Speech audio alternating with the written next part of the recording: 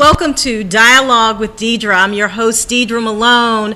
I am so glad to be back with you today. I've been out for a week or so, and I want to thank Lexi Carter for sitting in and serving as the host for the show on last Wednesday. My husband, Pat, hasn't been feeling well, has been in the hospital, but thank God he's at home today.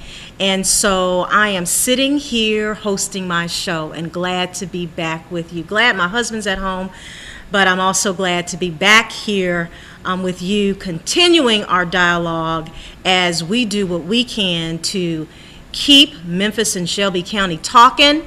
And how do we want to do that? We want to do that by engaging you through MUTV1, MUTV1.com. If you go to the website and hit the streaming button, if you're out and about, you can check us out while you're sitting at your desk, at work. Don't let your boss know.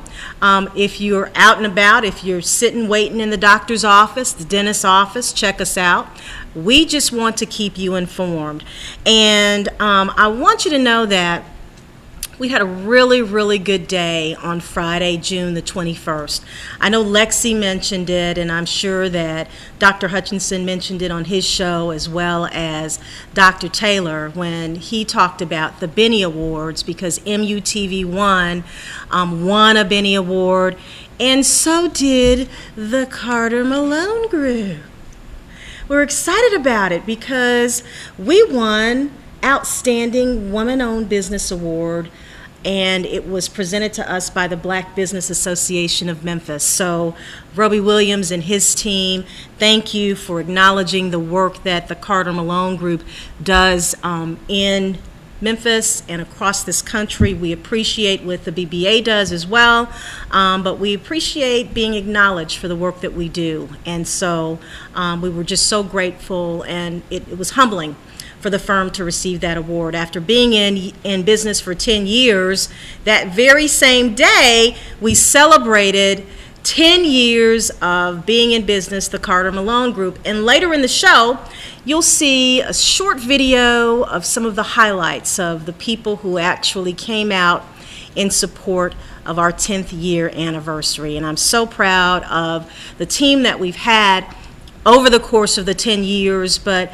really proud of the team that we have today that is taking care of our clients and making sure that they have what they need to propel their businesses in terms of promoting the work that they do, working on continuing to establish the brand that they want to have for their business, and just educating the public on the services and products that our clients have. So the Carter Malone Group, cartermalonegroup.com, cmgpr.com. You can learn a little bit more about us on the website. And so today our show is going to be a number of things. We're going to open up the phone lines after the break. And then the first thing is State Representative G.A. Hardaway, who is in Nashville today, is going to call in and talk to us about the laws that were, the state laws, Tennessee state laws that were enacted on July 1. There are things that you need to know about, specifically laws that will impact you. We want to make sure that you know what's going on.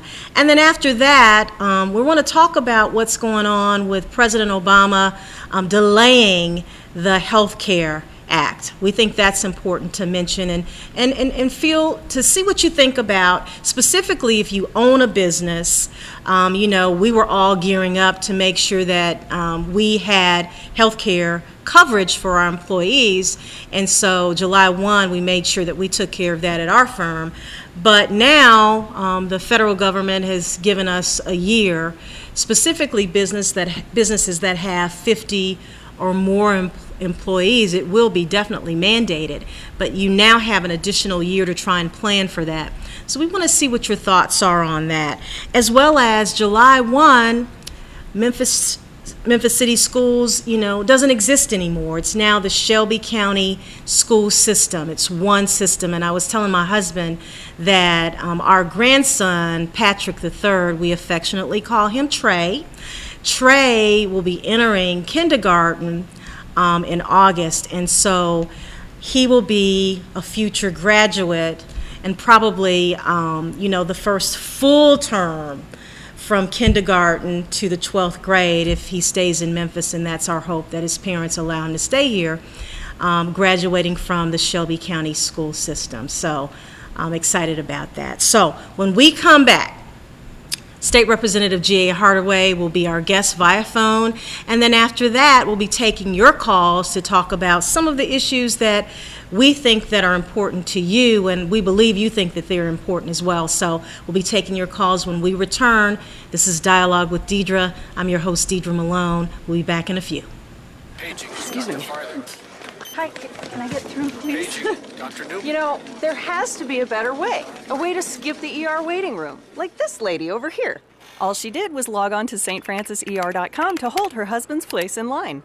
Now he can wait at home and skip the ER waiting room. Now, which would you choose? This or this? Hold your place online at stfranciser.com and skip the ER waiting room. Who's seen the remote? If you've been injured in an accident or lost a loved one, call the Walter Bailey Law Firm. I'm Walter Bailey. You can count on us to be tough and fight for the results you deserve. At the Walter Bailey Law Firm, we don't back off the insurance companies and have recovered millions for accident victims. Want justice? Call the attorney that will fight for you. Call now. The Walter Bailey Law Firm. Call 901-575-8702. At R.S. Lewis & Sons Funeral Home, we have 5 good reasons for you to allow our family to serve your family. We focus on families, not profit. You are not just our client, you are our boss. We arrange funerals. We don't sell them. We emphasize meeting families' needs, not goals. Our services don't end when the funeral ends. At R.S. Lewis & Sons Funeral Home, we are here for you. Join me, Deidre Malone, for Dialogue with Deidre on Wednesday at 1 p.m. on MUTV1 on Channel 31. Be informed about what's going on in business, healthcare, politics, and what is going on in your community. I will get up close and personal with some of Memphis's leaders talking about everyday issues that affect you. Visit Facebook, Dialogue with Deidre, to learn more about the show. Remember, Wednesday at 1 p.m. on MUTV1, Channel 31.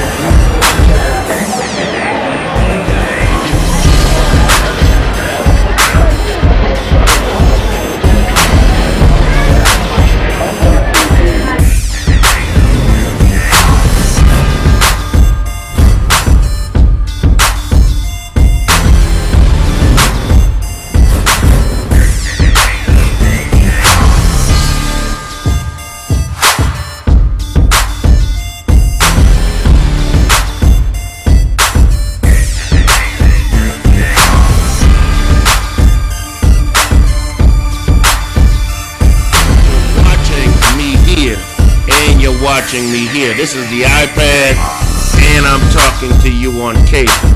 This is our feed. You see, I just turned the iPad around on the screen. This is our feed. And also that we can do this on the cell phone too. So now, look at what I'm showing you. I'm showing you the future. You can watch us on the iPad. You can watch us on the smartphone. Same broadcast. You're watching us right now. Oh, you saw me put on the hat here. Now you see me put on the hat here.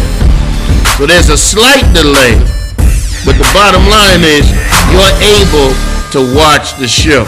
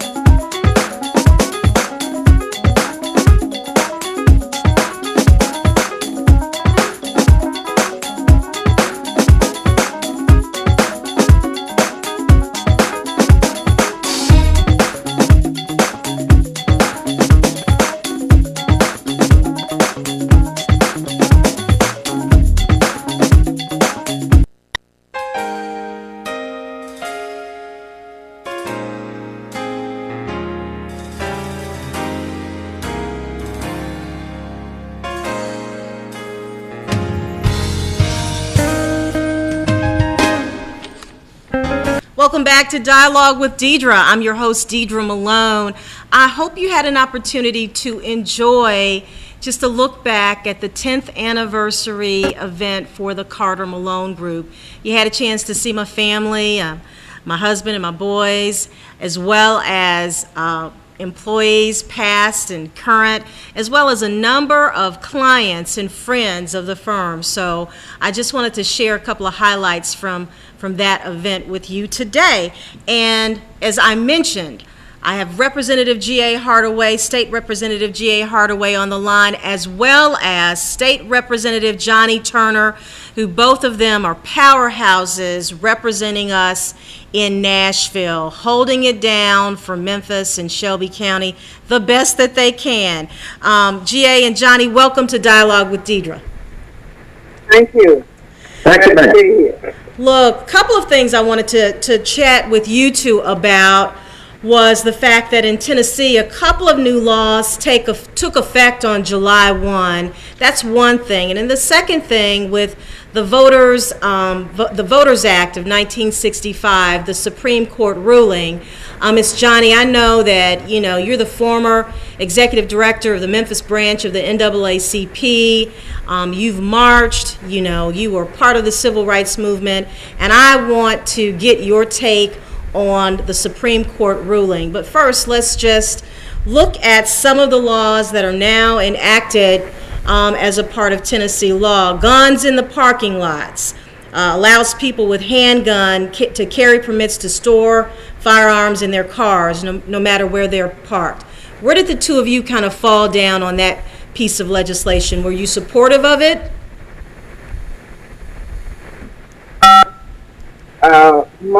I definitely was against it because to me, it just created another form of vigilante.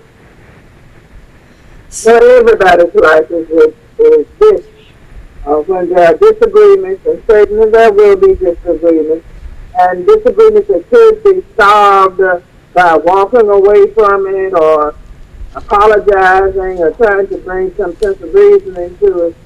Now you've got a gun that you can take out and under any pretense shoot somebody just because maybe some minor infraction occurred.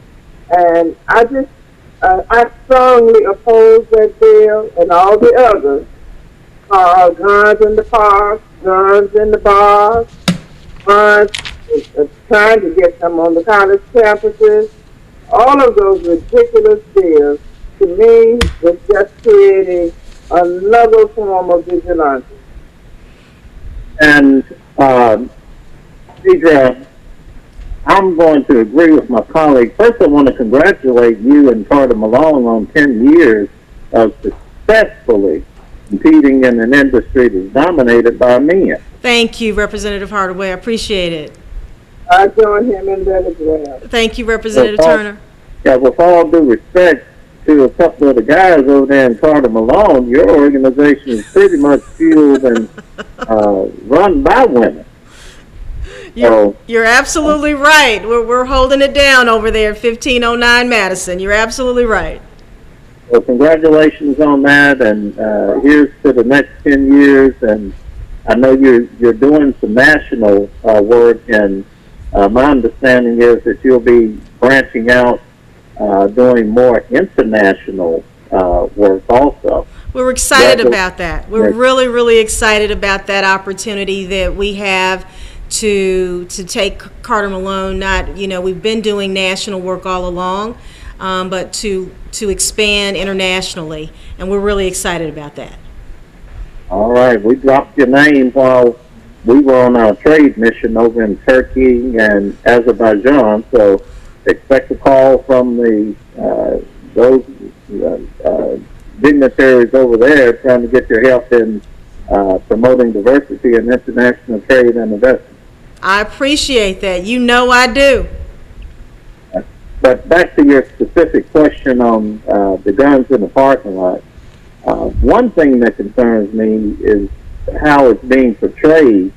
I've heard some of the news media talk about the ability that the permission that the law gives for employees to carry their guns in their trunk to the workplace. But what they fail to also report is the employer still can make a rule that you can't bring a gun on their property, and you can be fired if that's the penalty that the employer wants to impose. So you can still be fired for disobeying the rules of the employer. Now, we've had some confusion among the sponsors on whether that was legislative intent, but the record is pretty clear, and the majority of the experts say you need to get permission from your employer, or you will subject yourself to penalties from that employer. So you're good. You can't have criminal charges filed against you, but you can still be penalized by your employer if the employer has rules that say don't bring your guns on the property.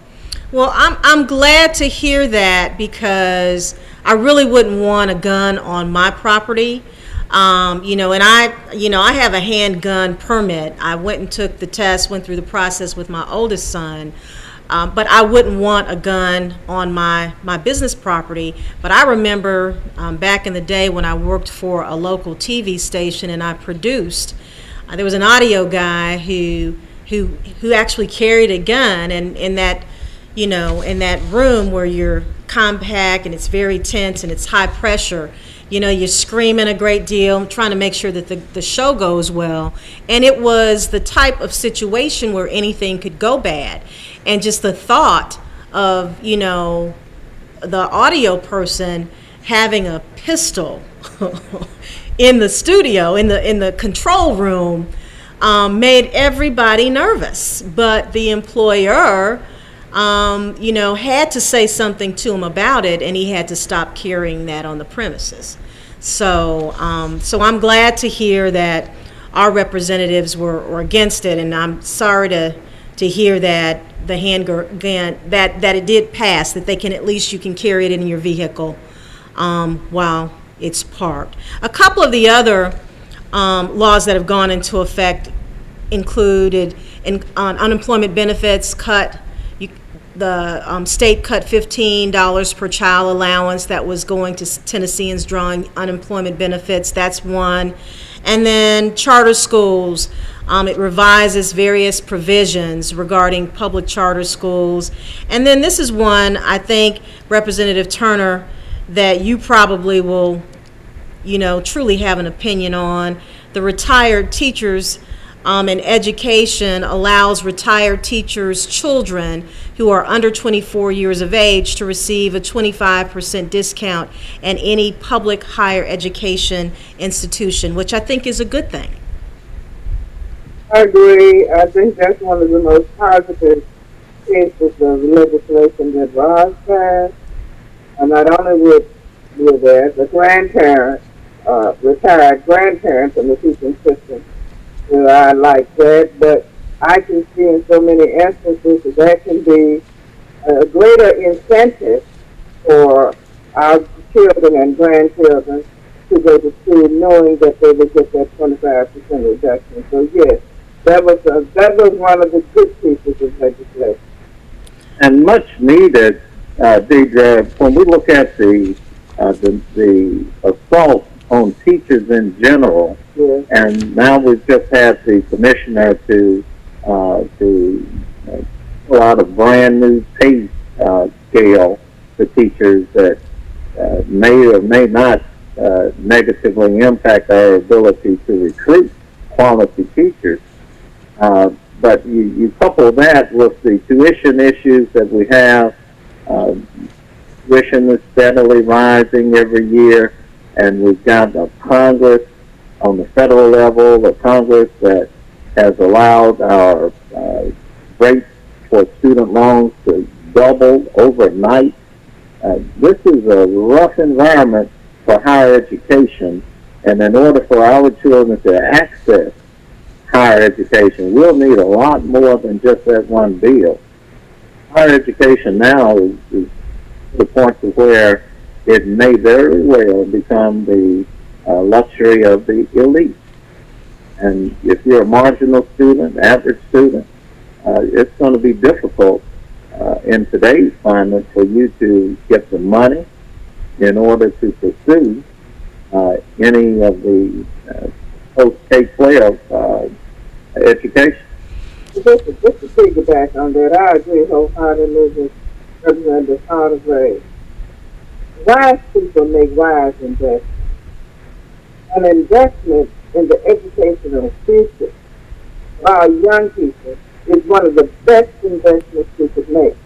Because for the long term, the more education they have, the better jobs they can get, the more income they have. That's right. Or they are able to then give back to society either through the purchase of goods or the paying of taxes or whatever. So it's a no-brainer. But unfortunately, those in the majority did not see it that way. And in fact, many of them will be, their relatives will be impacted, because all of them in the legislature, while they may have been concentrating on a particular cultural group, thinking that they were the ones that were going to only benefit, it'll be some of their relatives that can't pursue a higher education because of what has happened. But, the doubling of the loan amount was just ridiculous. It was just the rate that they have to pay. I think that was one of education is a passion of mine too, having worked with the Mississippi schools for 30 years. And I understand and I've seen the benefits of education. And anything that impedes one's attempt to improve his or her educational life, I am totally against it. Well, let's transition real quick and talk about the fact that on July 1, Memphis City Schools, was no more. So now we have Shelby County Schools. We have a unified school system. And just based on some of the law changes in Nashville, and how they've impacted what, those of us who wanted a unified school system, who thought it would be great to be able to educate all children in Memphis and Shelby County equally. Nashville has had a great hand in impacting a lot of what's going on today, when today elections are going on outside of Memphis in the municipalities where they're looking at municipal school districts. And I was watching one of the TV stations earlier this week, and Senator Mark Norris made the statement that Tennessee, specifically the legislature, is responsible for educating all of the children in Tennessee. But I know that the state has a role, just like the local government has a role. But I do think that some of the impact or some of the legislation that was imposed on Shelby County was probably not in the best interest of teachers, and definitely not in the best interest of the students that in the school system that really was trying to come together and do this in a seamless way. So what we're looking at is you had people sitting at the table, representatives who all along knew that they wanted to do their own thing. They wanted to have their own school system. But they're still sitting at the table making decisions about the unified school system. And I know that the two of you have been very vocal in supporting what's going on with education. I just want to know, what are your thoughts on where we are today? And we've got a year, I guess, starting from, August 1st for the municipalities to figure out if they're really going to move forward with starting their own school systems, and or they're going to stay in the unified system. And just want to know what your thoughts are on this issue today. Well, I'll start.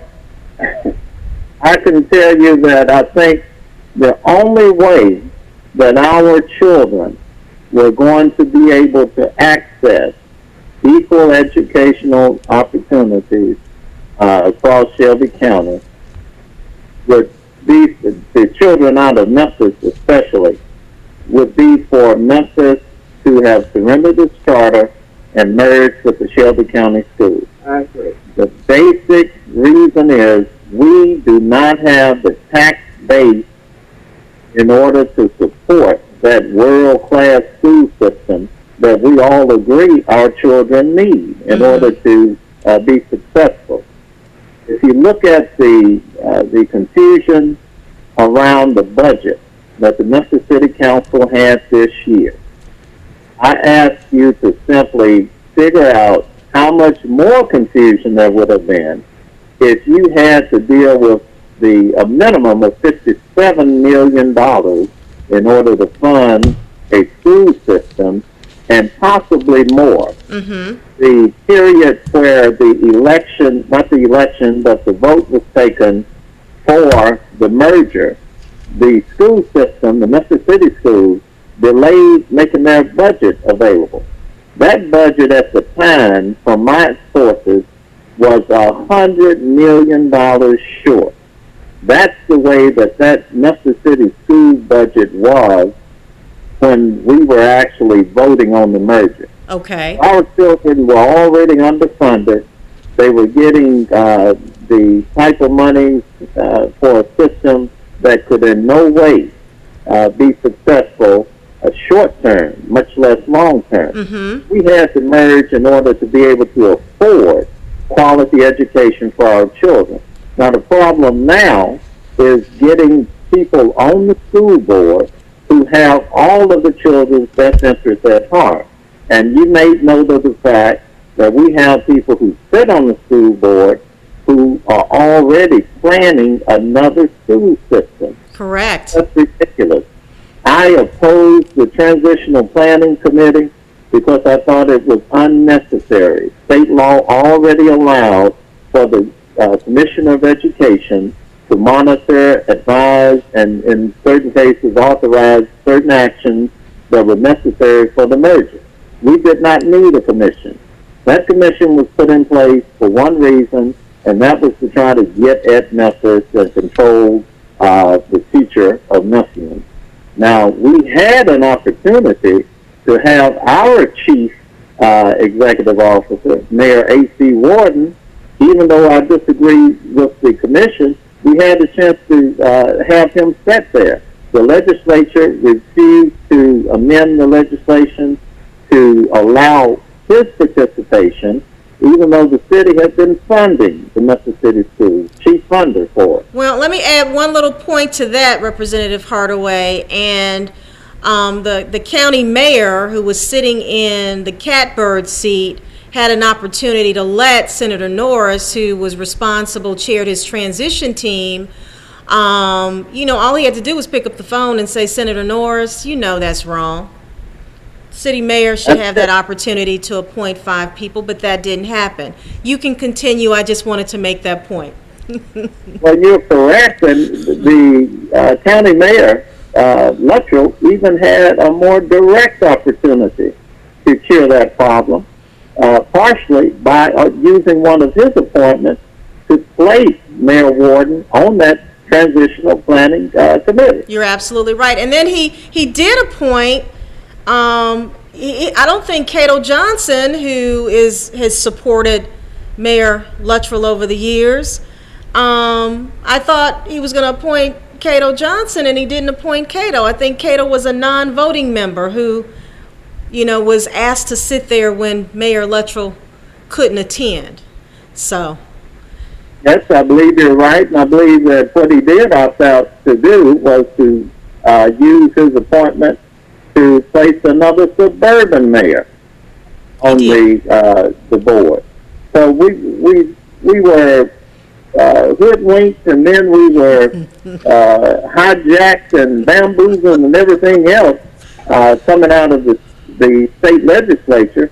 But the people who should have had our best interests at heart coming out of the Shelby County Mayor's office, they betrayed us too. Because there's no reason why Mayor Warden didn't get the nod from Mayor Luttrell. Mayor Luttrell should have appointed Mayor Warden to sit on that transitional planning commission. He had an appointment. He could have used it for Mayor Warden, and he didn't. And I think when you look at all of the confusion over the budgeting, and the rest of the merger problems that the Memphis City schools and the Shelby County schools have gone through, if you had had the chief executive of the funding body for the Memphis City schools sitting in that committee, a lot of this stuff could have been avoided. I just want to add, I agree with Ms. Hardaway. My take on this, I strongly supported the merger for the reasons that have already been given. And I hope now, but what has happened is, even those who thought we made the best decision at that time are now very negative and critical of those of the Minnesota School Board for giving us a shot. We were doing what we thought was in the best interest of the children. We had no idea that racism, discrimination was as strong as it was. But now we see that as evident. And with that being said, somehow or another, we're going to have to work our way through this. Mm-hmm. I have often said, you alluded, and I agree. In fact, I have on several occasions said that Nashville now seems to be the capital of Memphis, not the capital of Tennessee. If somebody in the county doesn't like something that Memphis is doing, they just come up here and introduce a bill, and I don't know not one bill that negatively impacts Memphis that has not passed through this legislative body. We've got a super majority, and it's not us. So, anyway, that's my take. And I love it. Let me ask this, if I may, Ms. Deidre. We can't afford as a city to be in a county that is being run by a mayor that can be easily bullied by Terry Todd, who lives in Collierville. Does he live in Collierville or does he live in Nashville? We need clarification on that. I don't want you to respond. That's just a question I'm asking our viewers. let me go to a break. You guys please stay on because I want to finish this discussion. I need to take a quick break, but then I want to come back, and while I have you, and I know you've got stuff to do in Nashville, but while I have you on, I do want to talk about the Voters' Rights Act and get your opinion on that. So just stay, if you can hold on for a little bit. Are we okay? Okay. All right, and it won't take me but a minute, and then Representative Turner, then you can go. But we'll be right back in a moment. You're watching Dialogue with Deidre, and we'll be back in a moment. Excuse me. Hi. We're in the break now. You know, there has to be a better way. A way to skip the ER waiting room, like this lady over here. All she did was log on to stfranciser.com to hold her husband's place in line. Now he can wait at home and skip the ER waiting room. Now, which would you choose? This or this? Hold your place online at stfranciser.com and skip the ER waiting room. You seen the remote? If you've been injured in an accident or lost a loved one, call the Walter Bailey Law Firm. I'm Walter Bailey. You can count on us to be tough and fight for the results you deserve. At the Walter Bailey Law Firm, we don't back off the insurance companies and have recovered millions for accident victims. Want justice? Call the attorney that will fight for you. Call now. The Walter Bailey Law Firm. Call 901-575-8702. At R.S. Lewis & Sons Funeral Home, we have 5 good reasons for you to allow our family to serve your family. We focus on families, not profit. You are not just our client, you are our boss. We arrange funerals. We don't sell them. We emphasize meeting families' needs, not goals. Our services don't end when the funeral ends. At R.S. Lewis & Sons Funeral Home, we are here for you.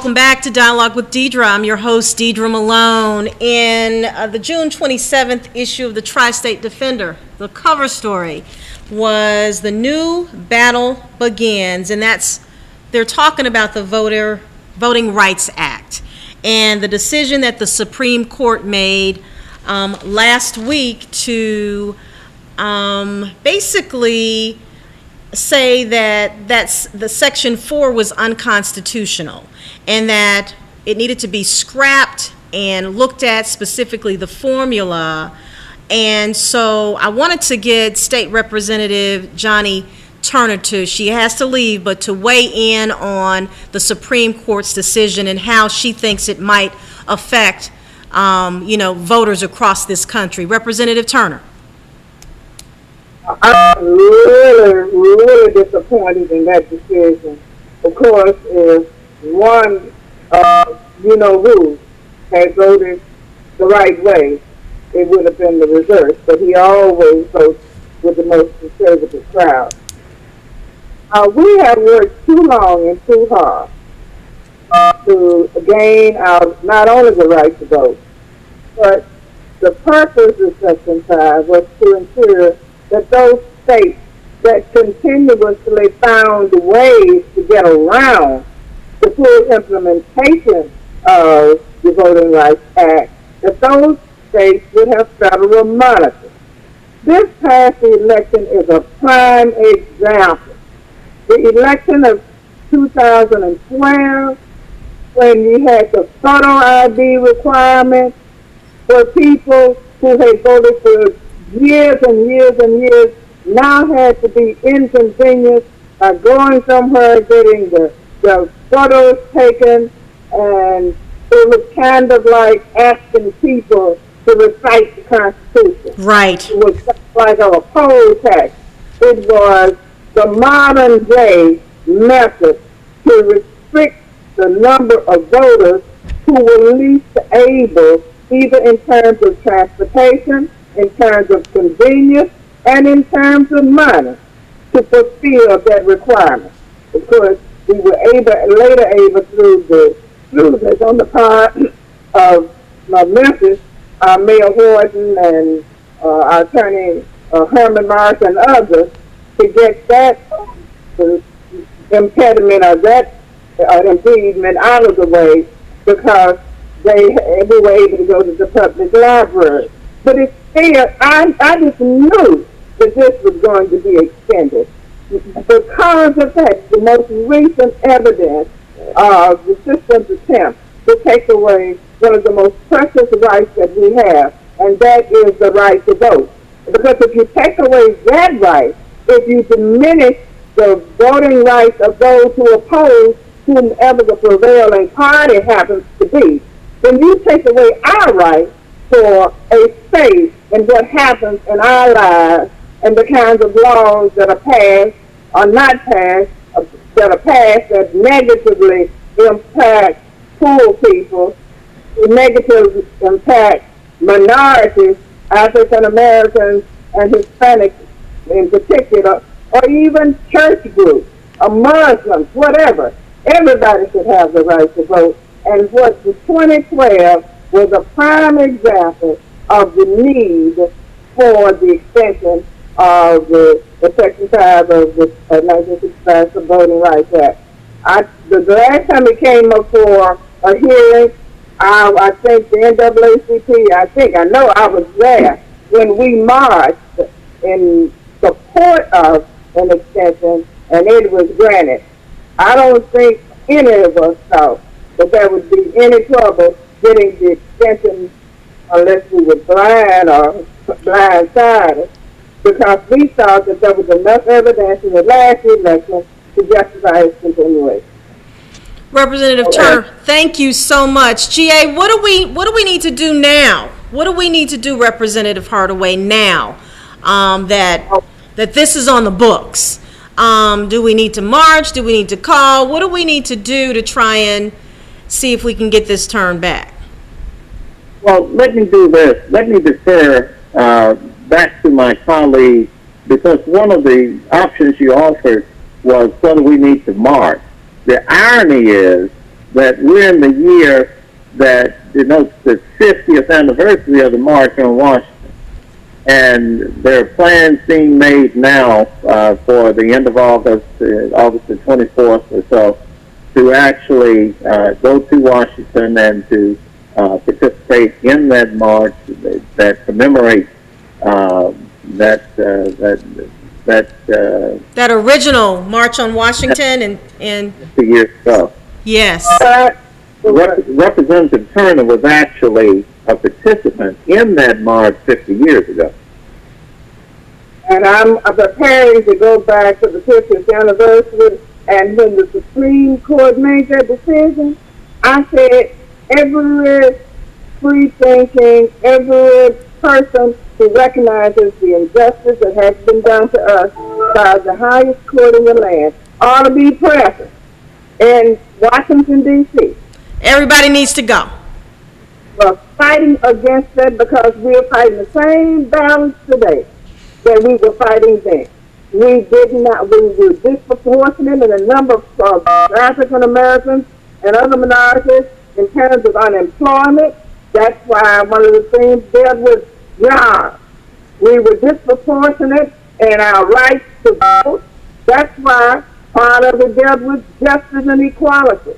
So if everybody is as upset about this as I am, that should be more than 250,000 people at all. A waste call to America. Too many of us are complacent.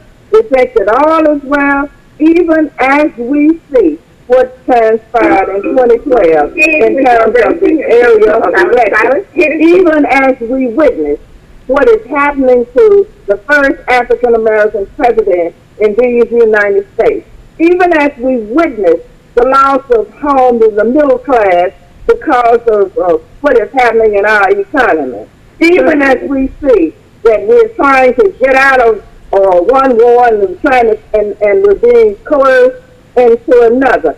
This is a time for us to mobilize, to go to Washington, the 50th anniversary of the 1963 March on Washington, and to remind America that Dr. King's dream has not been fulfilled. And it's up to us to do it.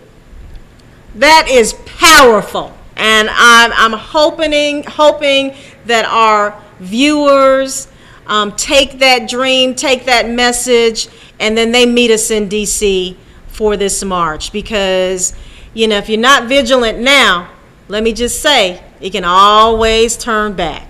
So I really appreciate you, Representative Turner. I know that you have to head off, but thank you so much for being on Dialogue with Deidre today. Representative G.A. Hardaway, we have about 3 minutes left on Dialogue with Deidre. I want to thank you as well for being on the show. Any final remarks, sir? Yes, ma'am. I'll ditto and amen everything that Representative Turner said. She's been there. She's been there over the last few decades, and she started way before I did. But I would caution all of those who looked at the election of our first black president and said that the struggle is over, that you need to keep in mind that the only thing that happened was it forced the Jim Crowers to find even more aggressive and more subtle, disguised ways to carry on the oppression. We are now literally in the midst of a millennium civil rights movement. And it's going to take the same type of grit, commitment, education among our people to overcome this. And when I say our people, I'm talking about people of color. It's about the Hispanic and Latino community, as well as the African American community and the Asian American community and the Indian, Native Indian community, Native Americans, community. Because we have got to form a coalition that will look after the interests of those of us who are ethnically classified as minorities, but keep in mind that our moral majority status will rule the day.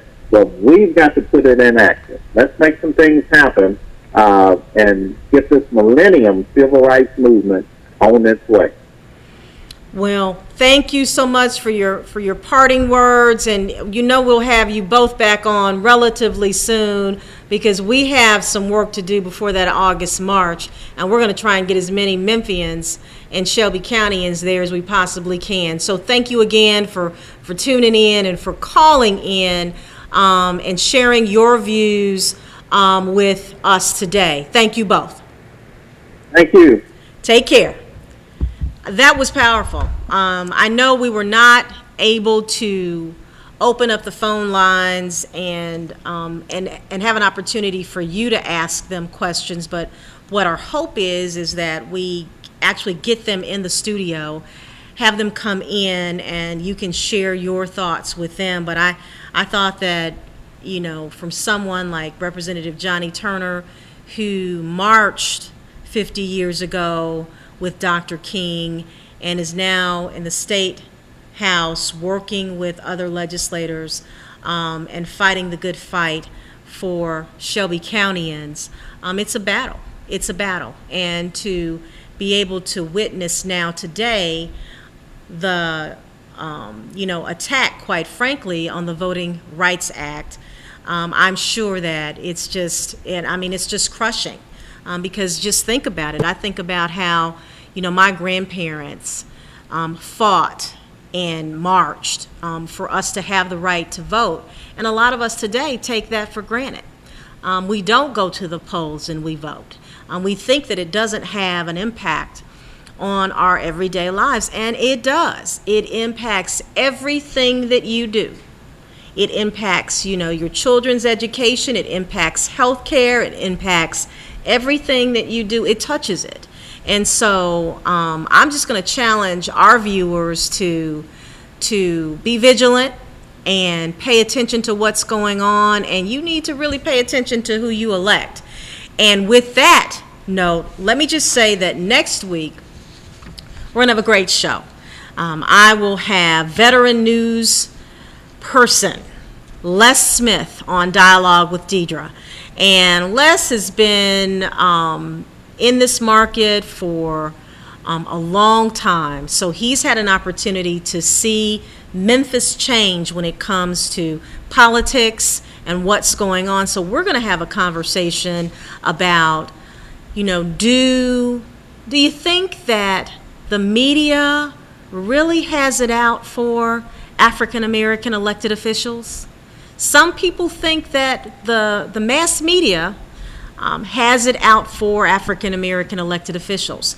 And so we're going to have that dialogue next Wednesday on Dialogue with Deidre. Les Smith, so you want to tune in next Wednesday, and looking forward to seeing you right back here Wednesday at 1. So you can stay informed with what's going on here in Memphis. And we want to remind you of one last thing before we leave the air. We are looking for volunteers to help build a playground at Hanley Elementary School on July 19th. So if you are interested in rolling up your sleeves and helping build a playground for the students of Hanley Elementary and Orange Mound, then you need to come on out and volunteer. And that will be Friday, July the 19th from 8 a.m. to 2:30 p.m. And if you have any questions about that, call Aspire Public Schools office and they will let you know if there's anything else you need to know about that. So thank you so much for joining us today. I'm your host, Deidre Malone, and you've been watching Dialogue with Deidre. Have a great week.